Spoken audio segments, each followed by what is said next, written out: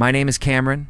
I work the closing shift at a small dive bar in the quieter part of my town. The place is right off the highway, but the parking lot also has a back entrance. That's available to the general town. It's nothing fancy, just a dimly lit spot where the regulars know each other by name.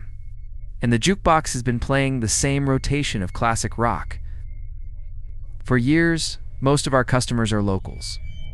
Truckers passing through, and the occasional lost tourist looking for a stiff drink. I like it though. The routine is predictable. The tips are surprisingly decent, and I've learned how to handle the usual bar crowd. The talkers, the flirts, the quiet drinkers, and the ones who just want to be left alone. Weekends are obviously a lot more busier, but the thing about working during the week is that I'm expected to work my night shifts alone. I don't even get a bar back to pop in now and again. Yeah, it's obviously easier work and slower during the week, but I miss the company of my coworkers. I tend to be pretty vigilant during my shifts because we do get the occasional bar fight, considering the kinds of crowds we attract.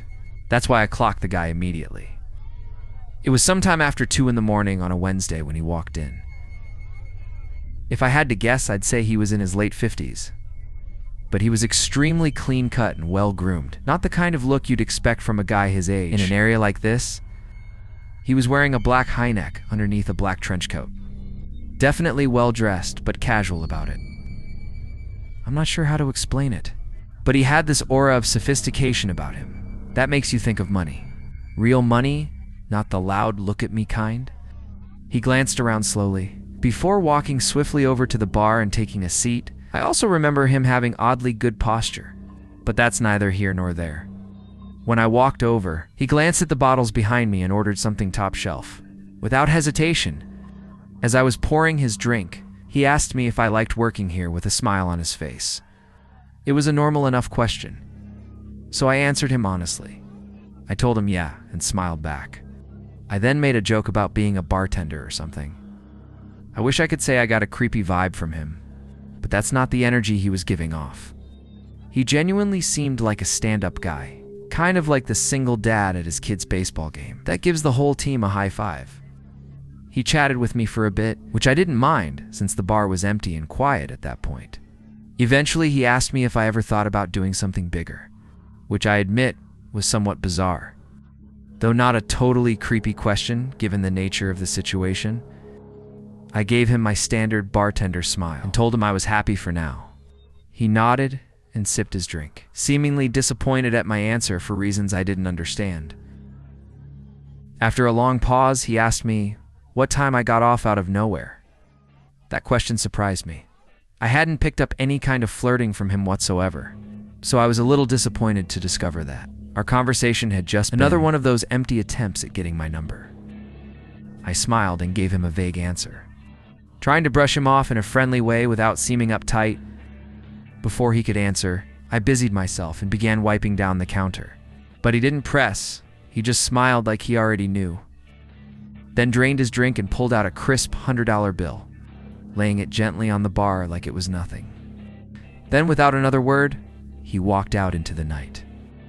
I didn't really know what to make of the encounter. I know it sounds like nothing, but his demeanor was just so far off my radar that I was intrigued. Either way, I figured I was never going to see him again and got on with my life. As it would turn out, though, I was wrong. About a week later, he came back, only this time he wasn't alone. There was a woman with him. She drew my attention since I hadn't seen her before. She looked like she was in her mid-40s and was dressed in a way that didn't quite match her age. Trendy but off. Like someone trying a little too hard to blend in with a younger crowd. I watched her closely as the two of them approached the bar. Everything about her seemed calculated, from the way she smiled to Izzy, to the way she leaned against the bar like we were already know each other. As I was setting down napkins in front of them, the very first thing she said to me wasn't a hello or a drink order, but a compliment she put on this overly joyful smile and said, "You're so pretty." Her fingers brushed against my arm as she said it, lingering just a second longer than normal. I laughed and thanked her, but I could instantly tell that something was off about this woman. The man didn't speak, which I thought was also a little strange, given that he had been so talkative last time. They ordered drinks and poured them, and that's when questions came flooding in. The woman asked me how long I've been working here, along with how old I was, and a bunch of other small talk questions like that. I answered in short, polite sentences, but I got the sense that this wasn't small talk. She wanted to collect my data at one point. She looked over at the man, and it seemed like they were communicating despite not speaking. She looked back at me and told me that she ran an exclusive event club. She leaned in a bit as she said it, lowering her voice as if to prevent her being overheard by another patron.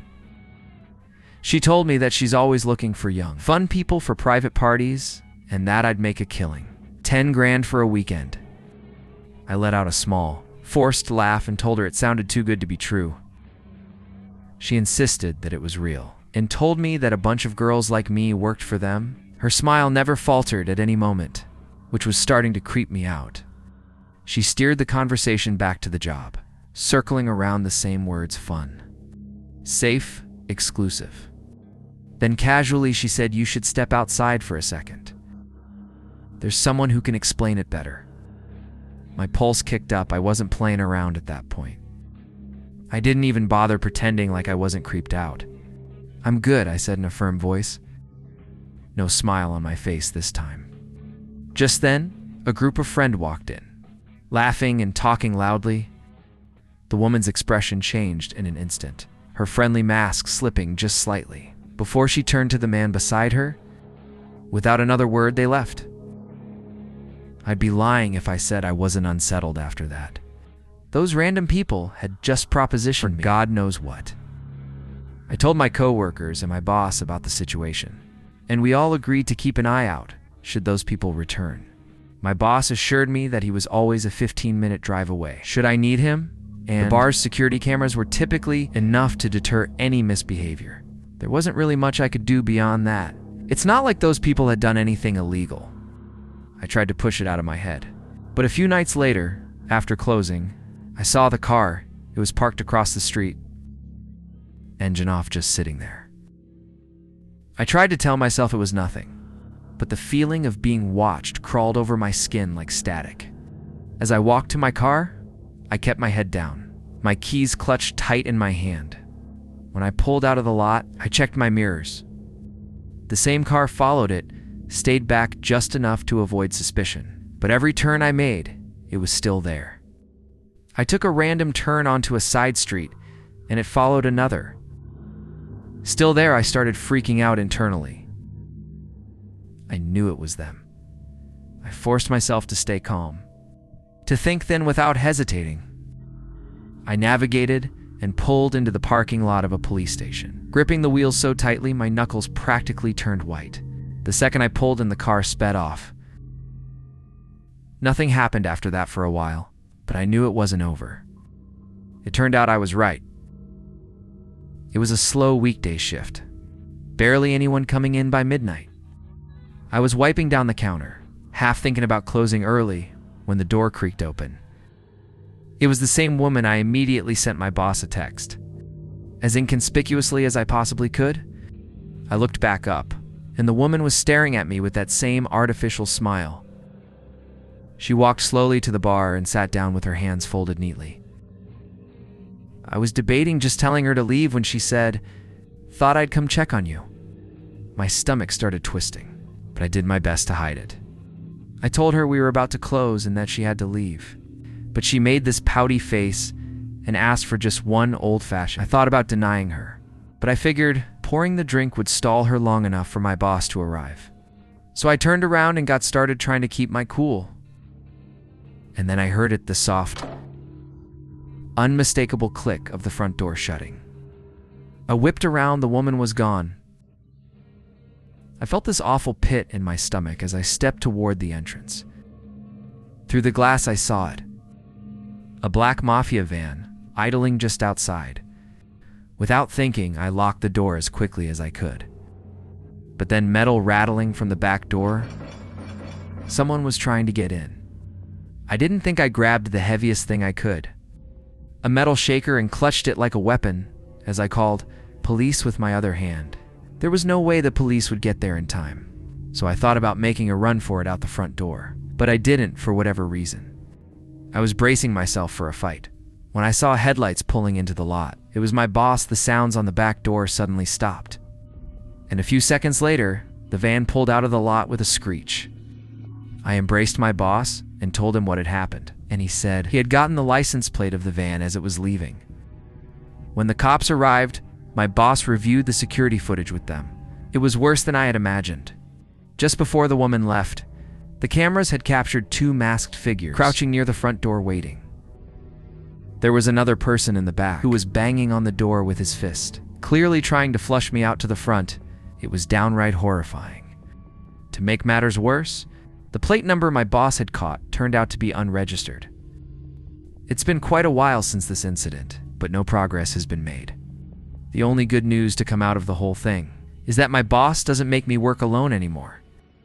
Despite that, I'm still extremely uneasy anytime I'm scheduled. For a night shift, I still question how they knew I'd be working alone. It doesn't make any sense. Even now, I often think about what would have happened. Had I given in to fear and run out the front door?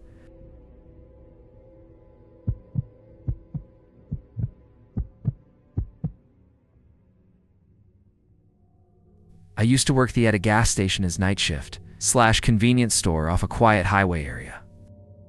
I say used to because after what happened to me a few months ago, I don't want work a night shift again. It's a small station, the kind that barely gets any business once it gets late. Most of my shift was spent restocking shelves, wiping down counters, and occasionally ringing up a trucker or traveler passing through. I remember the whole thing vividly. It was just past 1 a.m. in the morning. By then, even the truckers had mostly dried up, and I was left with basically nothing to do. I scrolled mindlessly on my phone, trying to kill some time at one point. I stepped outside for some air, rubbing my hands together against the cold. I exhaled a few times, watching my breath disappear in the cold. The parking lot was empty and quiet, just the pumps, the road, and the dark stretch of trees beyond. The neon sign flickered faintly, and I remember it being hazy out, like you could literally see the moisture in the air. Even with the highway not too far off, it was pretty silent out there. Right as I was about to walk back towards the store, I noticed something move out of the corner of my eye. I whipped my head around and realized there was a person standing behind one of the pumps. How had I not noticed him earlier?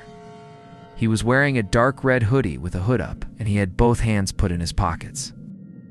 There wasn't a car in sight, so he obviously wasn't fueling up. The only thing was, he didn't seem to be heading towards the store either. He was just standing there, half turned toward the store like he was watching me. At first I figured maybe he was waiting for someone, but something about the way he moved rubbed me the wrong way.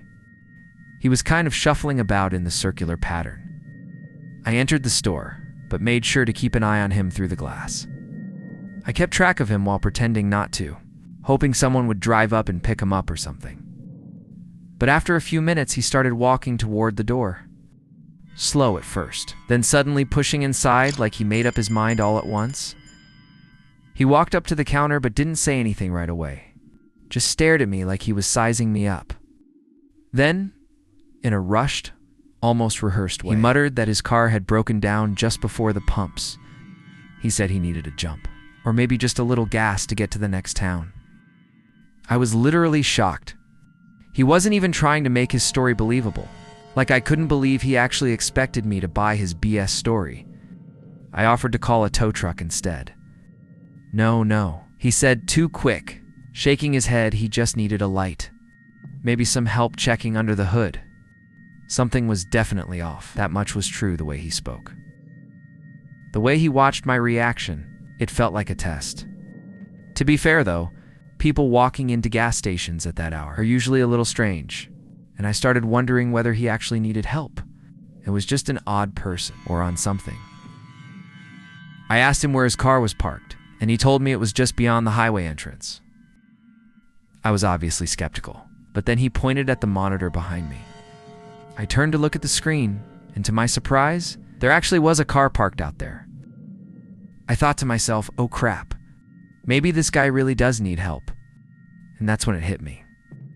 I had literally just been outside, and I would have remembered a car parked out there. I glanced back at the monitor and saw the slightest movement near the car's back bumper. Someone was crouching just out of view. A cold wave of dread hit me. I forced a casual smile and agreed to help the guy, but not before telling him I needed to grab my phone from the back office. I turned slowly, not wanting to spook him. But the second I was out of his direct sight, I put my hand onto the emergency panic button under the counter. The alarm went off, instantly screeching through the store. I expected him to attack me, but what he did instead was even more unsettling.